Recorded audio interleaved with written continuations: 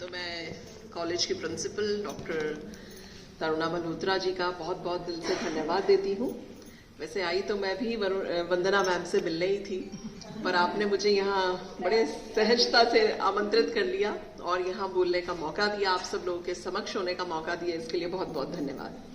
आज की जो मुख्य अतिथि हैं प्रोफेसर वंदना पूनिया जी, मेरी सीनियर और मेरी फ्रेंड भी, उनका भी मैं बहुत बहुत अभिनंदन करती हूँ।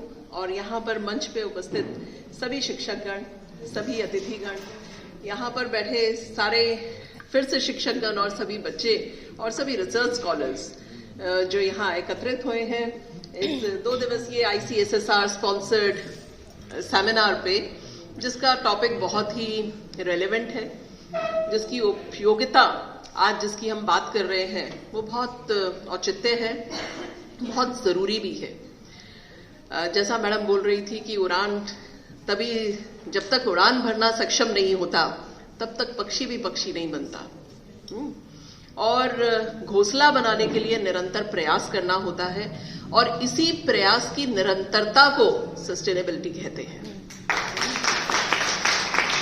और मातृभाषा, इसका कोई विकल्प नहीं होता। माता का इतना सम्मान क्यों है? माता का इतना सम्मान क्यों होता है? कभी सोचा नहीं ना, पर सबसे ज्यादा प्यार माँ से करते हो। Unconditional love. Yes, unconditional love देती है वो आपको, वो एक्सपेक्ट नहीं करती आपसे, सिवाय आदर और प्यार के वो आपसे कुछ और अपेक्षित नहीं करती। और सबसे बड़ी बात ये है, ये अनकंडीशनल लव के साथ साथ वो त्याग करती है, और इस त्याग को जिसको आप स्वीकारते हैं, चाहे चाहे चाहे ना चाहे, इसको आप मानते हैं, देखते हैं, और उसकी त्याग और तपस्या के अनुरूप आप उससे इतना अनकंडीशनल लव करते हैं। दुनिया में कोई अपनी माँ को एक बारी के लिए भी इमेजिन नहीं कर सकता खोने के लिए, इतना प्यार होता है हमें उनसे।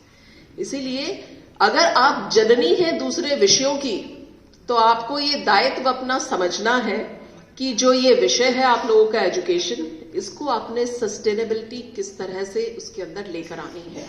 क्योंकि एजुकेशन का 2 ध्येय मुझे ऐसा लगता है जरूर होने चाहिए, जो पहले भी थे। हम गुरुकुल नहीं जा सकते, पर एजुकेशन के जो 2 बेसिक ऑब्जेक्टिव्स हैं, जो तब भी थे वो आज भी हैं, और ये समय कितना ही बदल जाए वो रहेंगे।